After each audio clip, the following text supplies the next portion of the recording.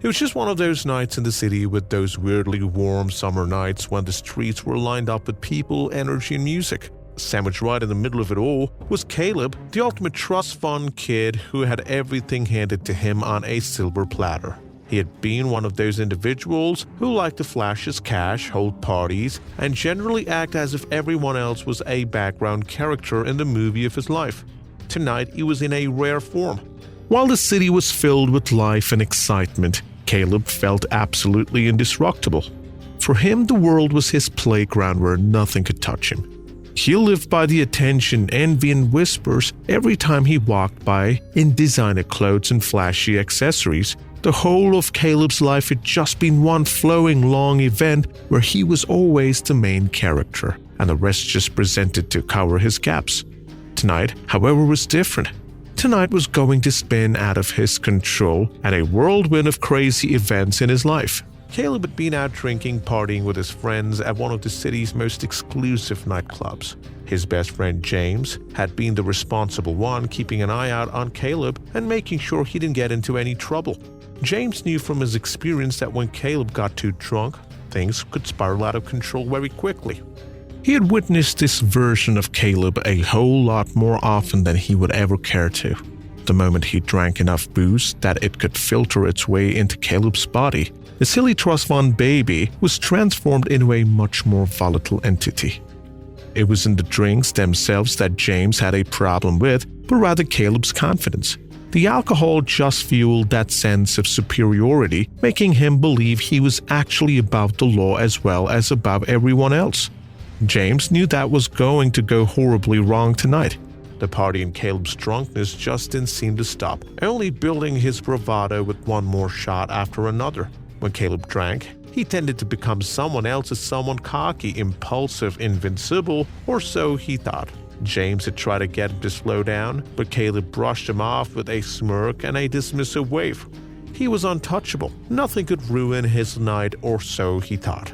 Caleb laughed loud enough to be heard through the club, his voice booming louder with every drink.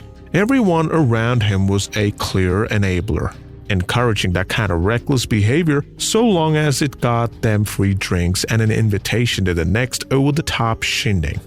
No one could tell Caleb to quit. No one but James. And even James, the man who had known Caleb the longest, couldn't get through to him. Nothing was going to spoil his night, Caleb thought, or so he told James, who was growing increasingly worried. By the time the strobe lights of the club had flashed on, indicating the end of a very long night, Caleb was barely able to stand straight up. James knew he needed to get Caleb home.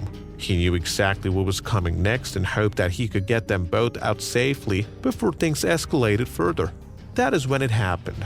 Caleb, noticing James take his car keys from his pocket, got that weary, mischievous look in his eyes, the one which always preceded bad news. The key moment was when Caleb's eye went to the keys. It fell at the bottom of James's chest, the heart sinking when he saw that looking that dangerous, impulse-driven look there. The look was one James had learned over time to loathe, a look he'd seen before his less riskier places than these. But this was different. This wasn't a fight over some stupid bar stunt or a stupid prank. It was a high-performance sports car. Caleb was hardly in shape, let alone think to drive. James was feeling the stress as he struggled to act fast. "Hey, let me drive," Caleb slurred, reaching for his keys. James froze. "No way, man, you're wasted. I'll drive us back." Caleb's smirk spread wider, that same arrogant grin he wore whenever he was nearly certain he could talk himself out of anything. "I can handle it," Caleb insisted, rocking slightly as he was leaning on the doorframe. But James wasn't buying it. The thing was, James knew Caleb too well and wasn't going to let him get behind the wheels this time. The thing was, Caleb was not in the habit of being denied, and that was all set to become yet worse news. But Caleb wasn't going to take no for an answer, especially in his drunk state. His smirk widened into a reckless grin. "Come on, it's my turn, you always drive. What's the worst could happen?" He knew Caleb wouldn't give up too easily. He'd try to make him see reason. But in Caleb's head, now the night had turned into a game and he wanted to win. In his head, it wasn't just the car, it was the power. Caleb always had to be on top of things, but tonight was no exception. The alcohol had blunted his reasoning to the point that even though the danger was head straight of him, he could not see it anymore. James knew where this was going to go, and once more firmly told him no was a no and began walking towards the car. It was then that Caleb snapped. All in an instant, all of his demeanor changed. No longer playful, Caleb lunged forward, snatching the keys out of James's hand with surprising speed for someone who's as drunk as him. It was always the unpredictability that scared James. Caleb grinned carefree 1 minute and reared up to attack the next minute. Caleb's sense of entitlement kicked in. How could James deny him anything he wanted? How could anyone? With alcohol and entitlement to fuel his desires, Caleb wasn't just going for the keys. He was taking the night by the throat, and James could do nothing to restrain him. "Caleb, don't!" James yelled, but it was too late. Caleb had just stumbled to the car already, which was a brand new sports car that James had saved up for years to buy. Before he could do anything to stop him, Caleb was seated in the driver's seat, fiddling with the ignition.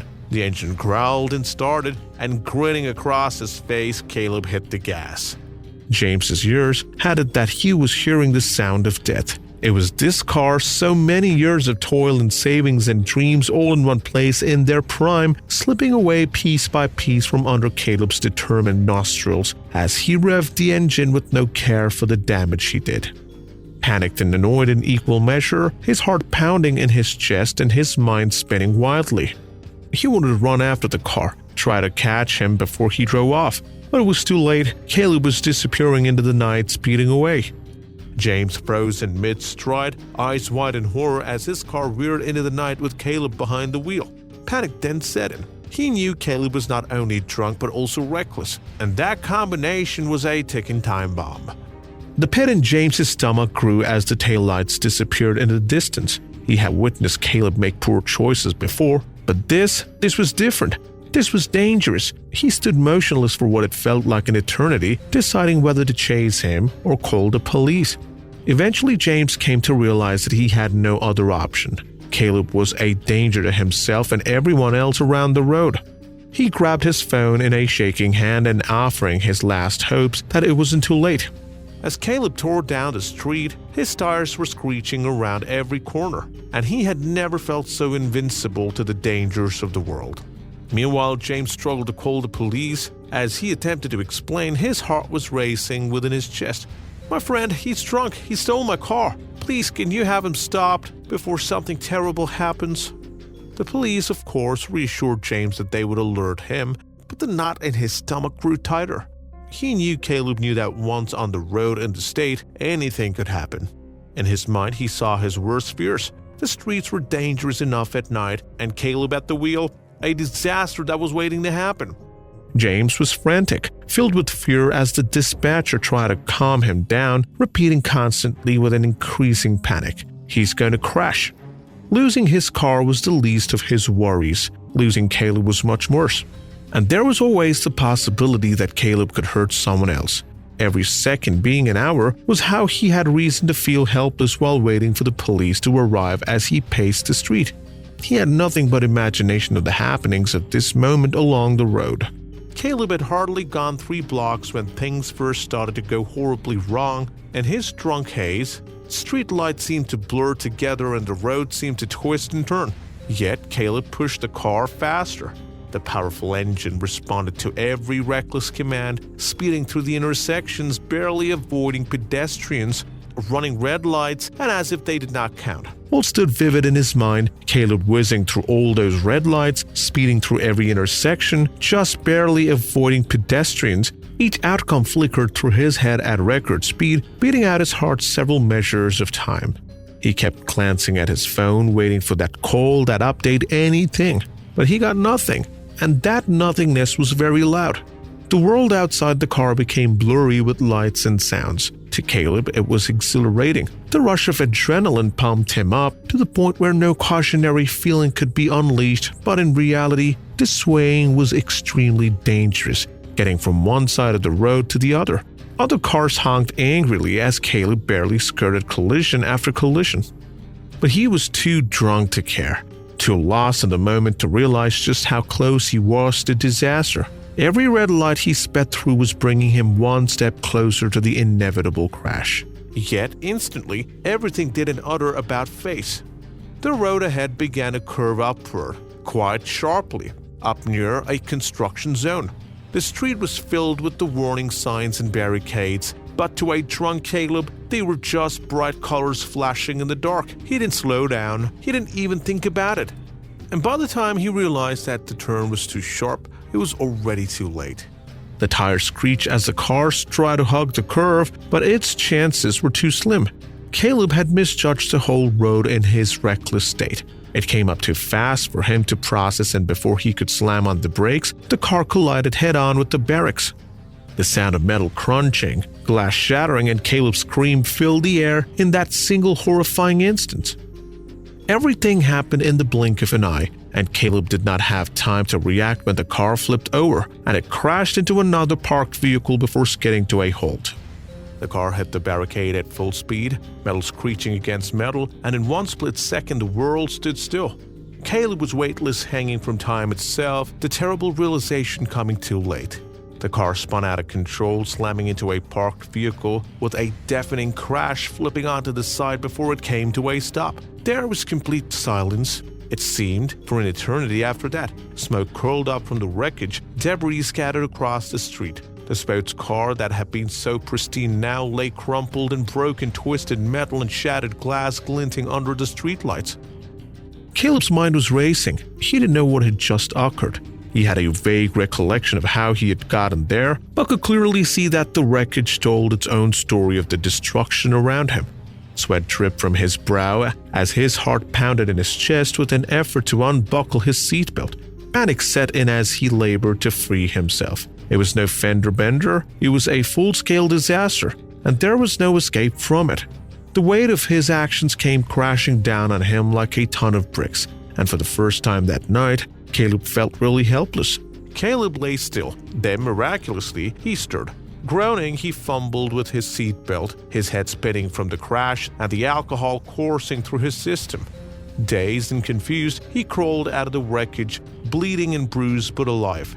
He then stumbled a few steps before collapsing onto the pavement, gasping for breath as his body finally gave into the shock. He tried to stand upright but couldn't, his legs quavering under him as he tried to balance himself back up. Blood slid down along his cheeks, carrying dirt and debris from the smashed wreckages with it. The world spun before his eyes and he fell onto the pavement, gasping for air and shot ragged breaths as his body steadied itself from the shock of the crash. So he survived, but it would not be for a period long after that when he could tolerate the feeling or remorse for what he had done. All he could feel at that time was complete revulsion and terror. Approaching sirens filled the cool night air, their wail growing louder by the second. Caleb's world, once a haze of reckless abandon, now came crashing down around him quite literally. The police showed up in a matter of minutes, and when they saw it, they couldn't believe their eyes.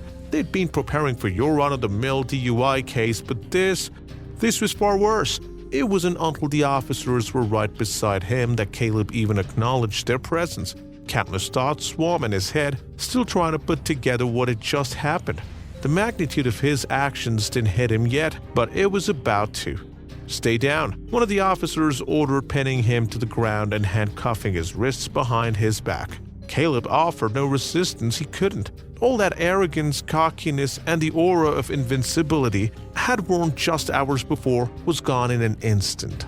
As the biting metal of handcuffs clicked into place around his wrists, Caleb felt the final remnants of his invincible mask crumbling beneath his breath. He always genuinely believed that nothing really bad could ever happen to him. Money, status, and connections protected him from any effects of wrong actions on his part. But now, lying flat on the pavement with his hands tied in his back, Caleb realized no privileges was going to save him this time around. As the paramedics were taking him in, Caleb's drunken stupor was then transformed into a cold and sobering reality of just what exactly he had done. His friend's car destroyed, his freedom gone, and for what?